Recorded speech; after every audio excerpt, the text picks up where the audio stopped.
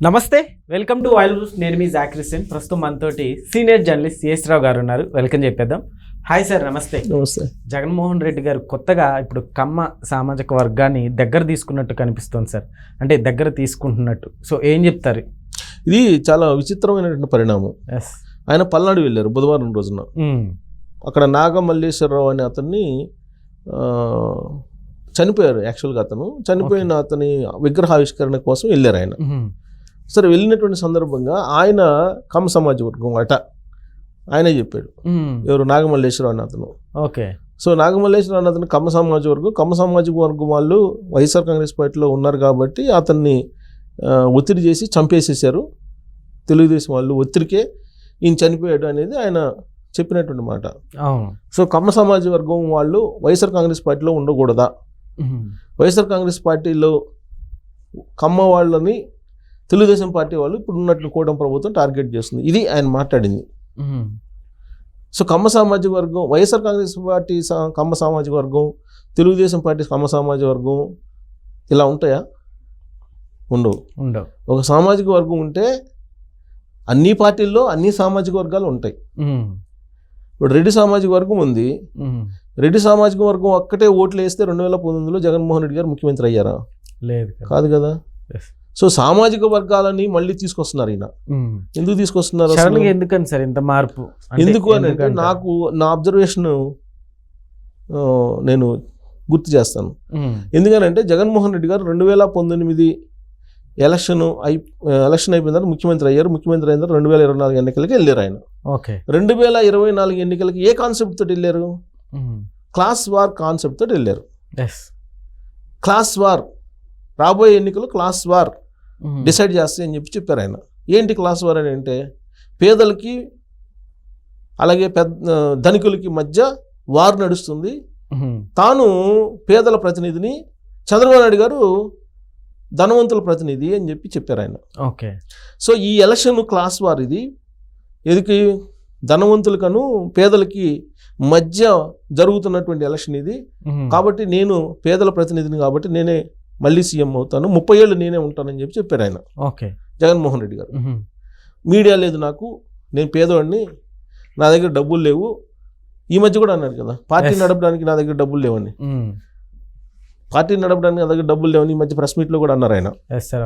So ఆయన తన దగ్గర మీడియా లేదని చెప్తున్నారు, డబ్బులు లేవని చెబుతున్నారు, తను పేదలకి సంబంధించినటువంటి లీడర్ని అని చెబుతున్నారు. ఇవన్నీ చెప్పినా కానీ 2024 ఎన్నికల్లో ప్రజలు క్లాస్ వారు ఆయన చెప్పిన దాన్ని పరిగణలోకి తీసుకున్నారా? లేదు కదా. అసలు క్లాస్ వార్ ఉందా ఆంధ్రప్రదేశ్లో? క్లాస్ వార్ ఉందా? క్లాస్ వారు అసలు ఎక్కడుంది? క్లాస్ వారు అక్కడ అందరూ కలిసి పని చేసుకుంటున్నారు. ఒక రైతు ఉంటే లేదా ఒక ఇండస్ట్రియలిస్ట్ ఉంటే ఆ ఇండస్ట్రియలిస్టులు పెట్టినటువంటి ఇండస్ట్రీలో అందరూ పని చేస్తారుగా. క్లాస్ వార్ ఎక్కడి నుంచి వస్తుంది? అక్కడ ఒక రైతు ఉన్నారు, రైతు వ్యవసాయం చేస్తారు, రైతు కూలీలు వస్తారు, రైతు కూలీలకి మధ్య గొడవ పెట్టాలని ప్రయత్నం ఆయన చేసింది. అదేగా క్లాస్ వార్ అంటే. సో అది నడవల, అది లేదు, అది ఫెయిల్ అయింది. ఇప్పుడు ఏంటి మళ్ళీ? ఇప్పుడు అది ఫెయిల్ అయింది కాబట్టి 2019 ఎన్నికల్లో క్రిస్టియానిటీ అనేటువంటి కాన్సెప్ట్ని తీసుకొచ్చారు ఆయన. క్రిస్టియానిటీ కాన్సెప్ట్ని తీసుకొచ్చి క్రిస్టియన్స్ అందరినీ తన వైపు తిప్పుకునే ప్రయత్నం చేసి సక్సెస్ అయ్యారు. ఎందుకు? ఆ రోజు బ్రదర్ అనిల్ ఆయన బావమర్ది వీళ్ళు కుటుంబం అంతా కలిసి ఈ చర్చిలకు వెళ్ళేసి చర్చి ఫాదర్స్ని అందరినీ కూడా కలిసి తమ వైపు తిప్పుకునేటువంటి ప్రయత్నం చేశారు. అప్పుడు షర్మిల గారు కూడా జగన్ తోటి ఉన్నారు. సో చర్చి ఫాదర్స్ అందరిని కలుపుకొని క్రిస్టియానిటీని అంతటిని తమ వైపు తిప్పుకునేటువంటి ప్రయత్నం చేశారు. అలాగే 2019 ఎన్నికలకు ముందు బాబాయ్ మర్డర్ జరిగింది, దాని సింపతి కింద కన్వర్ట్ చేసుకోగలిగారు. కోడికత్తిని తన వైపు తిప్పుకున్నారు. రెడ్డి సామాజిక వర్గం కోణం నుంచి ఫోకస్ చేశారు. రాజశేఖర రెడ్డి గారి మరణాన్ని కూడా రాజకీయ కోణం నుంచి చూపించారు. ఒక్క ఛాన్స్ అన్నారు అప్పటికి కూడా. సరే, ఎట్టకేళ్ళకి ఇచ్చారు. ఇచ్చిన తర్వాత ఏం చేశారు అందరు చూశారు. మరి అదంతా అయిపోయింది. 2024 వచ్చేటప్పుడు క్లాస్ వార్ అన్నారు. సో క్లాస్ వారికి వర్కౌట్ కావాలి, 11 స్థానాలు పరిమితం అయ్యారు. సో ఇప్పుడు ఏం చేయాలి? ఇప్పుడు ఆంధ్రప్రదేశ్లో మళ్ళీ అధికారంలో రావాలి, ఏం చేయాలి అని అంటే మళ్ళీ అయిపోయింది, మతాలకు సంబంధించింది అయిపోయింది 2019లో. క్లాస్ వార్ అనేది అయిపోయింది 2024లో. ఇప్పుడు మిగిలింది ఏంది? ఇంకా కులాల వారు. ఈ కులాలకు సంబంధించినటువంటి మళ్ళీ ప్రారంభిస్తున్నారు. దాంట్లో భాగంగా కమ్మ వైఎస్ఆర్ కాంగ్రెస్ పార్టీలో ఉండకూడదా కమ్మ వాళ్ళు అంటే చంద్రబాబు నాయుడు గారికే ఊడిగం చేయాలా అనేటువంటి మాటలు మాట్లాడుతున్నారు ఆయన. చంద్రబాబు నాయుడు గారు మొత్తం కమ్మోళ్ళని కావాలని చెప్పి ఆయన అడుగుతున్నారా? ఆయన ఈరోజు అడగలేదే. తెలుగుదేశం పార్టీలో ఎంతమందికి పదవులు ఇచ్చారు కమ్మోళ్ళకి? ఎంతమంది మంత్రివర్గంలో ఉన్నారు? ఎంతమంది కీ పోస్టులో ఉన్నారు? బీసీలు ఎంతమంది ఉన్నారు? ఎస్సీలు ఎంతమంది ఉన్నారు? మైనారిటీలు ఎంతమంది ఉన్నారు తెలుగుదేశం పార్టీలో? అందరికీ తెలుసు కదా. అసలు ఆ పార్టీ పుట్టిందే బీసీలు మొత్తం తన బీసీలు ఓన్ చేసుకుంటారు ఆ పార్టీని. ఎస్టీలు ఓన్ చేసుకుంటారు, ఎస్సీలు ఓన్ చేసుకుంటారు, మైనారిటీలు ఓన్ చేసుకుంటారు మొదటి నుంచి. మరి ఆ పార్టీకి కుల రంగును అంటగట్టేటువంటి ప్రయత్నమా ఈ పల్నాడు వెళ్ళినటువంటి సందర్భంగా? అంటే ఆయన ఏం చెప్తున్నారు? వైఎస్ఆర్ కాంగ్రెస్ పార్టీలో ఉండే కమ్మ వాళ్ళని కూటమి టార్గెట్ చేస్తుంది అన్నారు. అసలు టార్గెట్ చేసింది ఎవరు కమ్మాస్ని? 2019 అధికారంలోకి వచ్చిన తర్వాత జగన్మోహన్ రెడ్డి గారు కమ్మ వాళ్ళని ఎక్కడున్నా సరే టార్గెట్ చేయండి అని చెప్పి వైఎస్ఆర్ కాంగ్రెస్ పార్టీ లీడర్లకు చెప్పారని చెప్పేసి 2-3 లీడర్లు నాకు బాగా క్లోజ్గా ఉండేటువంటి వాళ్ళలో ఒక క్యాబినెట్లో మినిస్టరే నాతో అన్నారు. ఒక ఆయన అప్పట్లో క్యాబినెట్లో ఉండే మినిస్టరే నాకు చాలా అత్యంత ఫ్రెండ్. ఆయన రాజశేఖర రెడ్డి గారు సీఎంగా ఉన్నప్పటి నుంచి అంత బహిరంగంగా చెప్పారు. ఆయన నాకు బాగా క్లోజ్, ఫ్యామిలీ ఫ్రెండ్. ఆయన నాకు చెప్పాడు. ఏం చెప్పాడు తెలుసా? నేను హైదరాబాద్ వస్తే ఆయన్ని నేను కలవడానికి వెళ్ళాను 2-3 సార్లు. నువ్వు ఎక్కువ రామాకు, మళ్ళీ మన ఇద్దరం మధ్య ఫ్రెండ్షిప్ ఉంది, ఎక్కువ వస్తే మళ్ళీ సీఎం ఆఫీస్కి ఇన్ఫర్మేషన్ వెళ్ళిద్ది, కమ్మోళ్ళకి చేయొద్దు అంటున్నాడు ఆయన. నువ్వు అడిగేది ఏం లేదు, నేను చేసేది ఏం లేదు, కానీ కమ్మోళ్ళని ఎందుకు దగ్గర తీసుకుంటున్నావు అని అడుగుతారు. ఎప్పుడు అనుంటే నాకు ఫేస్ టైంలో ఫోన్ చేయి, మన ఇద్దరు మాట్లాడుకుందాం అని చెప్పాడు. అవునా సార్? ఆయన పేరు నేను చెప్పకూడదు ఇప్పుడు. యాక్చువల్గా వైఎస్ఆర్ కాంగ్రెస్ పార్టీలో లేడు ఇప్పుడు ఆయన. చెప్పొచ్చు కానీ ఎందుకు అనవసరంగా అని చెప్పట్లేదు. సో అది జగన్మోహన్ రెడ్డి గారికి బంధువు కూడా మళ్ళీ ఆయన. ఎందుకని సార్ అంత పగ? ఎందుకని కమ్మ వాళ్ళంటే జగన్మోహన్? అంత పగ ఉంది కదా. అంత పగ ఉన్నప్పుడు కమ్మాస్ మీద నీకు అంత పగ ఉన్నప్పుడు 2019 ఎన్నికలకు ముందు పాదయాత్రకి చేశారు కదా జగన్మోహన్ రెడ్డి గారు. ఓదార్పు యాత్ర ఇది చేశారు, పాదయాత్ర చేశారు. పాదయాత్ర చేసినప్పుడు ఆయన రామోజీరావు గారి దగ్గరికి వెళ్ళి రామోజీరావు గారు ఆశీస్సులు ఎందుకు తీసుకున్నారు? అదే రామోజీరావు గారిని అధికారంలోకి వచ్చిన తర్వాత ఒక్క రోజైనా జైల్లో పెట్టాలి అని చెప్పి రకరకాల ప్రయత్నాలు చేశారు కదా.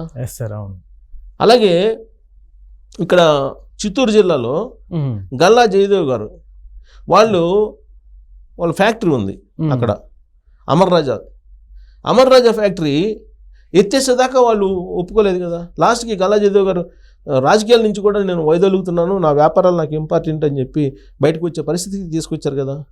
కోడెల శివప్రసాద్ గారు ఆత్మహత్య చేసుకునే పరిస్థితికి ఎవరు తీసుకెళ్లారు? ఇలా చెప్పుకుంటూ పోతే అనేక మంది కమ్మ సామాజిక వర్గం సంబంధించినటువంటి ఇండస్ట్రియలిస్టులని, పొలిటీషియన్స్ని టార్గెట్ చేశారు. ఆయన అధికారంలోకి వచ్చిన తర్వాత చేసింది ఏంది? కమ్మాస్ మీద ఆడుండేటువంటి 4-5 కమ్మాస్ తోటి తిట్టించే కార్యక్రమం పెట్టారు. ఎవరెవరో కొడాలి నాని, వల్లభనేని వంశీ వీళ్ళతో తిట్టించే కార్యక్రమం పెట్టారు. వాళ్ళు అసలు నోటికి ఎంత వస్తే అంత మాట్లాడారు కదా. సీన్ కట్ చేస్తే ఇప్పుడు జైల్లో ఉన్నారు ఒక ఆయనకి హార్ట్ ప్రాబ్లం వచ్చి ఉన్నారు. కమ్మ సామాజిక వర్గాన్ని టార్గెట్ చేసింది ఎవరు? జగన్మోహన్ రెడ్డి గారు. జగన్మోహన్ రెడ్డి గారి కారణంగానే కమ్మ సామాజిక వర్గం అసలు జగన్ అనే అతను కుల ప్రాతిపదికన రాజకీయాలు నడుపుతున్నాడు, ఇతను రాష్ట్రానికే అన్యాయం జరుగుతుంది, రాష్ట్ర అభివృద్ధి ఆగిపోతుంది ఇతను ఉన్నందువల్ల అని చెప్పేసి వాళ్ళ సాయశక్తిలో ప్రయత్నం చేసి 2024 ఎన్నికల్లో ఓడించారు. అందరు కలిసి ఓడించారు, ఒక కమ్మ సామాజిక వర్గం కాదు. అయితే కమ్మ సామాజిక వర్గం ఎప్పుడూ రాజకీయాల్లో నిలబడి చేయలేనటువంటి వాళ్ళు కూడా వచ్చి చేశారు. దానికి కారణం ఏంటంటే జగన్మోహన్ రెడ్డి గారు ఉంటే రాష్ట్రం బాగుపడదు, జగన్మోహన్ రెడ్డి గారు ఉంటే రాష్ట్రం అభివృద్ధి చెందదు, కులాల రాజకీయాలు, మతాల రాజకీయాలు ఇవి చేస్తూ ఉంటారు కాబట్టి ఉండడానికి లేదనే ఉద్దేశంతో అందరూ కలిసి జగన్మోహన్ రెడ్డి గారిని 11 స్థానాలకు పరిమితం చేశారు. ఇది కదా వాస్తవం. మరి ఇప్పుడు వైఎస్ఆర్ కాంగ్రెస్ పార్టీలో ఉండేటువంటి కమ్మోళ్ళు అని అంటే వైఎస్ఆర్ కాంగ్రెస్ కమ్మోళ్ళు అని అంటే ఇంకా వాళ్ళనే టార్గెట్ చేస్తున్నారని అంటే మరి వాళ్ళ చేత మరి వీళ్ళని తిట్టించారు కదా 2019 నుంచి 2024 దాకా. ఇప్పుడు అరెస్ట్ చేస్తే ఏమంటున్నారు వాళ్ళు అరెస్ట్ చేస్తే అందగాళ్ళు అందుకని అరెస్ట్ చేశారని చెప్తున్నాడు ఆయన. అదే కదా ఆయన చెప్పింది. వల్లభనేని వంశీని ఎందుకు అరెస్ట్ చేశారంటే ఆయన అందంగా కనపడతాడు, అందంగా ఉంటాడు, అందుకని అరెస్ట్ చేశారని చెప్తున్నారు. ఇలా రకరకాలుగా ఆయన చెప్తున్నారు. ఇప్పుడు నాగమల్లేశ్వరరావు వైఎస్ఆర్ కాంగ్రెస్ పార్టీ కార్యకర్త, ఆయన ఎందుకు చనిపోయారు, బెట్టింగ్లు కట్టి చనిపోయారని చెప్పేసి ఆడ ఎంక్వైరీ చేసినటువంటి వాళ్ళే చెప్తున్నారు పోలీసులు, ఆ ఊర్లో కూడా చెప్తున్నారు. దాన్ని కూడా ఈయనేమంటారు, తెలుగుదేశం పార్టీ వాళ్ళు ఒత్తిడి చేస్తే ఆ ఒత్తిడి తట్టుకోలేక చచ్చిపోయాడని ఈయన అంటారు. సరే, ఎవరు వాదన వాళ్ళు చేస్తారు. దీనికి మళ్ళీ కులం రంగు ఎందుకు, దీనికి మళ్ళీ కులం రంగు ఎందుకు, మళ్ళీ కమ్మాల పక్షాన్ని నేను ఉన్నానని చెప్పి ఒక స్లోగన్ ఇవ్వడం దీనికి మళ్ళీ ఇప్పుడు కమ్మోళ్ళు ఎక్కడైతే ఉన్నారో వాళ్ళందరినీ ఏర్పాటు చేయండి అని చెప్పి చెప్పారు కదా. కరోనా సమయంలో కమ్మ సామాజిక వర్గం సంబంధించిన ఇండస్ట్రీస్టులు తయారు చేసిన, సైంటిస్టులు తయారు చేసినటువంటి వ్యాక్సిన్ కూడా కమ్మ వ్యాక్సిన్ అన్నారు కదా. కరోనాని కమ్మ ఏదో అన్నారు, కమ్మోరా అని ఏదో అన్నారు. అమరావతికి క్యాస్ట్ని బులిమారు కదా. సో ఈ విధంగా కమ్మ సామాజిక వర్గాన్ని వీలున్నంత వరకు డ్యామేజ్ చేయాలని, లేకపోతే దాన్ని మొత్తం లేకుండా చేయాలని ఏదో రకరకాల ప్రయత్నాలు చేశారు ఆయన. ఇప్పుడు ఒక సామాజిక వర్గాన్ని టార్గెట్ చేసినందువల్ల ఎందుకు నీ కక్ష ఉందనుకునే విధంగా పోరాడు.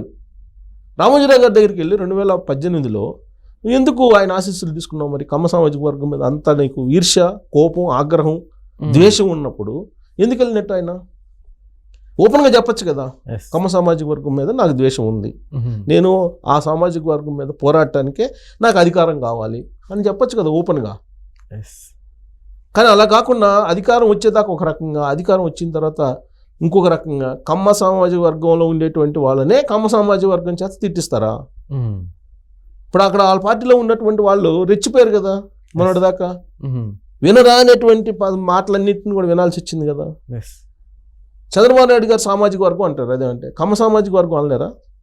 చంద్రబాబు నాయుడు గారు ఒక సామాజిక వర్గం, ఆ సామాజిక వర్గంలో ఆయన ఒకళ్ళు ప్రముఖుడు, అంతే కదా. చంద్రబాబు నాయుడు సామాజిక వర్గం అంటారు. ఆ రోజు ఎన్నికల కమిషనరు రమేష్ కుమార్ గారు ఉంటే, ఐఏఎస్, సీనియర్ ఐఏఎస్, మచ్చలేనటువంటి ఐఏఎస్, ఆయన కూడా కమ్మ సామాజిక వర్గానికి సంబంధించినటువంటి కమిషనర్, ఎన్నికల కమిషనర్ అని ఆ రోజు కామెంట్ చేశారు ఆయన.